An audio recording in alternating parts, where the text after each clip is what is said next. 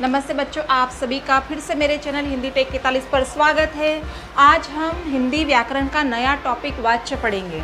आज हम इस टॉपिक में वाच्य की परिभाषा, उसके भेद के बारे में जानेंगे। दूसरी बात, अगर आपने अब तक मेरा चैनल सब्सक्राइब नहीं किया है तो सबसे पहले मेरे चैनल को सब्सक्राइब करें ताकि आपको मेरे पहले बनाए हुए वीडियो भी आप देख सको। और अगर आपको मेरे वीडियो पसंद आते हैं तो आप लाइक ज़रूर करें। वीडियो देखते समय आपको जो भी समझ में नहीं आता है आप कमेंट्स करके पूछें। और अगर आपको मेरे वीडियो पसंद आ रहे हैं तो लाइक करें, शेयर करें, मेरे चैनल को सब्सक्राइब करें।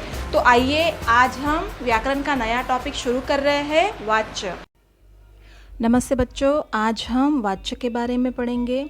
मुझे पिछले वीडियो में कुछ स्टूडेंट ने पूछा था कि कर्तव्यवाच्य के बारे में पता नहीं चल रहा है, तो आज हम वाच्य का पूरा ही टॉपिक हम समझेंगे। वाच्य को अंग्रेजी में, इंग्लिश में वॉइस कहते हैं, एक्टिव वॉइस, पैसिव वॉइस। आज हम हिंदी में वॉइस को मतलब वाच्य को समझेंगे। वाच्य समझने हेतु हम कुछ उदाहरण को देखेंगे। पहला उदाहरण है मैं सेब खाता हूँ और दूसरा उदाहरण है मेरे द्वारा सेब खाया जाता है। क्रिया वही है लेकिन उसका रूप भिन्न भिन्न है। उपर्युक्त वाक्यों में खाता हूँ, खाया जाता है क्रिया के विभिन्न रूपों का प्रयोग किया गया है। तो इस आधार पर हम वाच्य की परिभाषा देखेंगे। वाच्य की परिभाषा है क्रिया का वह रूपांतर जिससे यह ज्ञात हो कि क्रिया का प्रयोग कर्ता, कर्म या भाव में से किसके विषय में किया गया है, वह वाच्य कहलाता है। एक बार फिर से समझाती हूँ परिभाषा। क्रिया का वह रूपांतर जिससे यह ज्ञात हो कि क्रिया का प्रयोग कर्ता, कर्म या भाव में से किसके विषय में किया गया। अर्थात वाच्य में हम ये देखते हैं कि जो क्रिया है वो कर्ता पर आधारित है, कर्म पर आधारित है या भाव पर आधारित है। मतलब कौन सी क्रिया में कर्ता प्रधान है, कर्म प्रधान है या भाव प्रधान है, तो उसे हम वाच्य कहेंगे। तो अभी हम वाच्य के भेद समझेंगे। वाच्य के 3 भेद होते हैं, कर्तृवाच्य, कर्मवाच्य और भाववाच्य। कर्तृवाच्य की परिभाषा है वे वाक्य जिनमें क्रिया का लिंग तथा वचन कर्ता के अनुसार होता है, वह कर्तृवाच्य कहलाते हैं। सरल शब्दों में, जिस वाक्य में कर्ता की प्रधानता हो वह कर्तृवाच्य कहलाता है। बहुत ही आसान है कि जिस वाक्य में कर्ता की प्रधान हो वह कर्तृवाच्य कहलाता है। एक विशेष नोट है कि कर्तृवाच्य सकर्मक या अकर्मक में हो सकते हैं। अब हम पीयूष पतंग उड़ाता है, रेखा खाना बनाती है। इन वाक्यों में क्रियाएं है उड़ाता है और बनाती है, तो कर्ता के लिंग तथा वचन के अनुसार प्रयोग की गई है। यहाँ पर जो भी क्रियाएं है वो कर्ता के लिंग तथा वचन के अनुसार बदल रही है। अतः इन वाक्यों में कर्ता की प्रधानता है, ऐसा हम कह सकते हैं। जैसे कि पीयूष पतंग उड़ाता है, तो जो उड़ाता है वह पीयूष के अनुसार मतलब कर्ता के अनुसार बदल रही है, परिवर्तित हो रही है। और रेखा खाना बनाती है, तो जो वचन और लिंग है इस क्रिया का वह कर्ता के अनुसार बदल रहा है। इस वजह से यहाँ पर कर्ता की प्रधानता होने से यह कर्तृवाच्य के उदाहरण है। अगला वाच्य है कर्मवाच्य। वाक्य में जो क्रिया का लिंग तथा वचन कर्म के अनुसार होता है वह कर्मवाच्य होता है। शॉर्ट में अगर कहे तो जिस वाक्य में कर्म की प्रधानता हो वह कर्मवाच्य होते हैं। सरल सी बात है कि जिस वाक्य में कर्म प्रधान हो वो कर्मवाच्य कहलाता है। उदाहरण से समझेंगे। पीयूष द्वारा पतंग उड़ाया जाता है, रेखा द्वारा खाना बनाया जाता है। इन वाक्यों में कर्म प्रधान है, उड़ाया जाता है, बनाया जाता है, क्रियाएं कर्म के अनुसार रूपांतरित हो रहे हैं, अतः यह कर्मवाच्य के उदाहरण है। और जो कर्मवाच्य होते हैं वो सकर्मक होते हैं। मैंने आपको सकर्मक और अकर्मक समझाया है।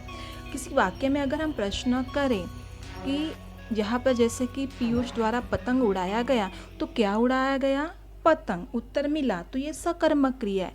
अगर प्रश्न करे और उत्तर न मिले तो वह अकर्मक होता है। तो यहाँ पर जो कर्मवाच्य होते हैं वो अधिकतर सकर्मक में ही पाए जाते हैं, सकर्मक होते हैं। तो आपको कर्मवाच्य समझ में आ गया होगा कि जिस वाक्य में कर्म की प्रधानता हो वह कर्मवाच्य कहलाता है। अब आगे बढ़ते हैं। तीसरा भेद है भाववाच्य। यहाँ पर न कर्ता की प्रधानता होती है न कर्म की प्रधानता होती है, यहाँ पर भाव की प्रधानता होती है। तो परिभाषा है, वाक्य में जब क्रिया न तो कर्ता के अनुसार और ना ही कर्म के अनुसार होती है उसे भाववाच्य कहते हैं। मतलब भाववाच्य में केवल भाव की ही प्रधानता होती है। और एक विशेष नोट है कि इसमें क्रिया सदैव अकर्मक होती है। उदाहरण द्वारा समझेंगे। राहुल से दौड़ा नहीं जाता, यतीम से नहाया गया, माँ से चला नहीं जाता। तो यहाँ पर राहुल से दौड़ा नहीं जाता, लेकिन कहाँ दौड़ा नहीं जाता, अकर्मक क्रिया है। यतीम से नहाया गया, लेकिन कब नहाया गया, अकर्मक क्रिया है।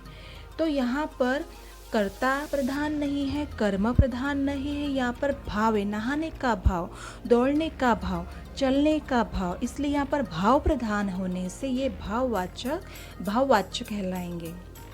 तो आपको कर्तावाच्य, कर्मवाच्य और भाववाच्य समझ में आ गए। तो अब हम समझेंगे कि वाच्य परिवर्तन कैसे होता है। एक उदाहरण देकर समझते हैं। एक कर्तृवाच्य का उदाहरण है, रमन पत्र लिखता है।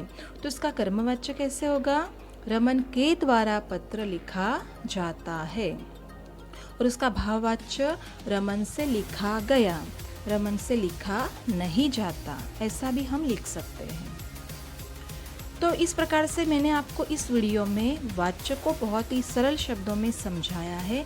आप ऐसे कई सारे उदाहरण समझकर एक्सरसाइज में लेकर खुद भी समझ सकते हो। बहुत ही आसान टॉपिक है वाच्य और उसके प्रकार। तो बच्चों, आज हमने वाच्य को समझा, उसकी परिभाषा समझी, उसके भेद समझे। एक बार फिर से शॉर्ट में समझ लेते। कर्तृवाच्य में कर्ता की प्रधानता होती है, उसके लिंग और वचन कर्ता के अनुसार परिवर्तित होते हैं। कर्मवाच्य में कर्म की प्रधानता होती है, वहाँ पर लिंग और वचन कर्म के अनुसार परिवर्तित होते हैं। और भाववाच्य में केवल भाव की प्रधानता होती है। तो ये बहुत ही सरल टॉपिक है, आप ध्यान से समझेंगे तो आपको समझ में आ जाएगा, ऐसे मैं आशा रखती हूँ। तो आज के वीडियो में इतना ही। आशा रखती हूँ कि आपको मेरा वीडियो पसंद आ गया होगा। तो अगर आपको मेरा वीडियो पसंद आया तो लाइक ज़रूर कीजिएगा। नमस्कार। अगले वीडियो में नए टॉपिक के साथ फिर से मिलेंगे। तब तक के लिए नमस्कार, धन्यवाद।